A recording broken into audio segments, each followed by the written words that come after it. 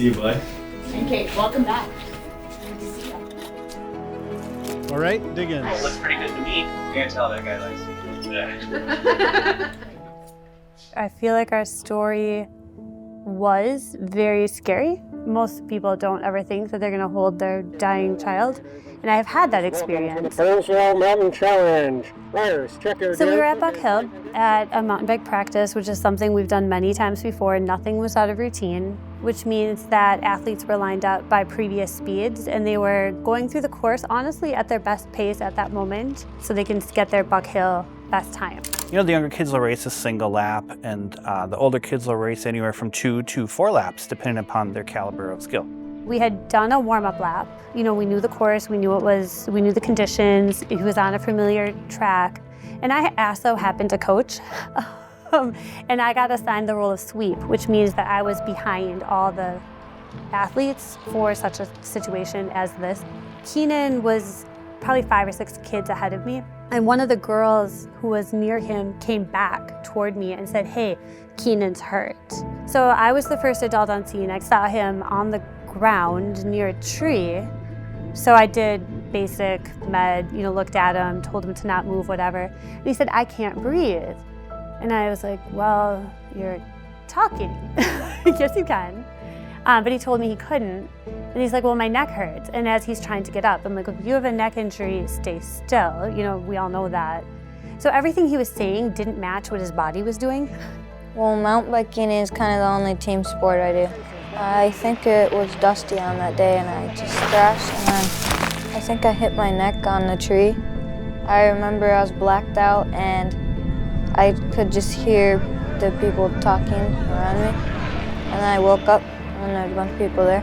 Well, it didn't really hurt at all. It was just hard to breathe. I don't know, I just closed my eyes and then I just waited. At that point, the communication is constant. Like, I could use my walkie-talkie, tell the team there was a crash, tell what happened. I took the coach whose wife happens to be a nurse, and he happens to be pretty articulate. I'm like, "You're the one who's calling 911. And then I got to be head of love and support team. 911, what's the address of your emergency? I'm at Buck Hill in Burnsville, Minnesota, and we had a mountain bike rider kind of crash. He hit his neck into a tree. So I received the 911 call. I remember getting a call for a child that was up on the hill that had been mountain biking and he fell off and hit his neck. Okay, so I am sending the paramedics to help you. For me, the biggest thing was talking to my caller, figuring out that he was still up on the hill and that medics would still respond to the parking lot and have to go up from there. I could hear the person with dispatch talking, but I opted to stay out of that communication because at that point, Keenan had a really small laceration on his neck. Then I watched his neck start to expand like a balloon, and I didn't know necks did that. I don't know enough medical to wonder if that was fluid or air, but it was expanding fast. Burnsville Medic 1 and Burnsville Engine 1, Delta level traumatic injury, Buck Hill Ski in Burnsville, Cross Street. We got dispatched out for a traumatic injury, and both the engine and the medic truck went to it. We're very familiar with Buck Hill. We go there quite often. What made this unique is we generally will go there in the winter. So we responded to the parking lot as normal, met with Keenan's coach down there, and then worked through the problem of finding out where he was on the hill and then working to get him off the hill. Between the two apparatuses that we had, being able to divide and conquer, leaving somebody with the apparatus with the engine on scene and then sending a crew of 4 in the ambulance behind the hill, and then coordinating with the 4 of us with backboards and stretcher through that small cut in the woods was significant, while also having Kate as essentially as the primary care provider to then also lead us through the needs and what she was seeing with her assessments. So initially when we finally made access to Keenan, it was pretty obvious to see he had some trauma to his neck and his neck was very swollen. With the bike incident, you normally expect head trauma or like an extremity injury or something, so seeing the trauma to the neck was pretty unusual. My biggest concern, because there was a delay in getting to him, was getting him into the ambulance and starting treatment as soon as possible. Somebody was asking me his basic info while people were strapping him to. They had to bust through some woods, we had to bust through a backyard. I could tell things were really serious from a professional standpoint when they said I couldn't ride in the ambulance, because I know from prior experience that sometimes adults do. So I was like, okay, trust them. Obviously the RSI procedures, there's a lot of things involved. You know, we need to sedate, prepare for the airway, but it probably took us 5 to 10 minutes before we were actually able to place that airway.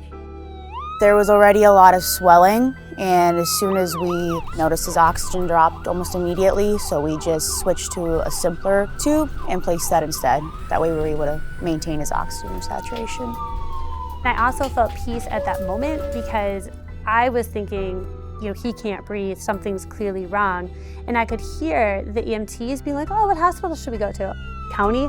So the knowledge base that they had to take him to the right place at the right time was helpful. The uniqueness of this call was the environment, was the patient, was the level of injury, but really this crew works, and this whole department, they work like this on a daily basis. The teamwork aspect of it, the continuity of care that we have amongst each other, and the respect that we have for each other, that happens every day. It happens on all the calls. His major injury was a torn trachea, the inside of his windpipe. I have since learned the trachea just heals, but clearly you need to breathe to be able to do that. So he required intubation, respirators, chest tubes. So if that breathing tube would have moved, it would have not let his trachea heal, which is why he ended up in full medical sedation for 8 days just to give his body time to heal. And after 8 days sedation, they woke him up, and then they had to wean him off all the heavy-hitting drugs. And that took another 5 days to wean him off drugs and back to reality. Because the accident happened in Burnsville, just the level of care and equipment that was on the ambulance, he might have had the same outcome had this happened in another jurisdiction. And because we had experienced so many helpers along the way, we wanted to give back right away. And on the way back from the hospital to our home, we drive through Burnsville. And it was Keenan who said, like, let's stop at the fire station. I just thought that not a lot of people get to come back and say thank you.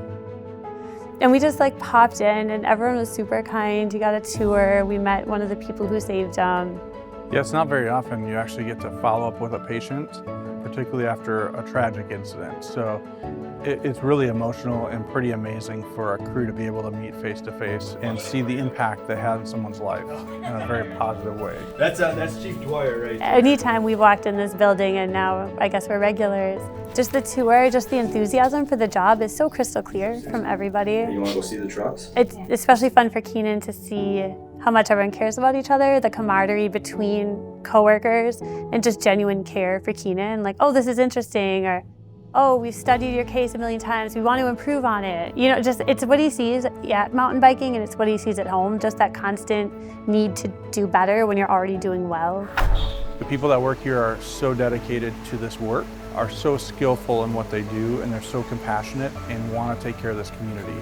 And this group of folks wants the community to know we're here for them. To be able to exemplify that is an amazing opportunity to showcase what great work happens day in and day out with the wonderful people we have working here.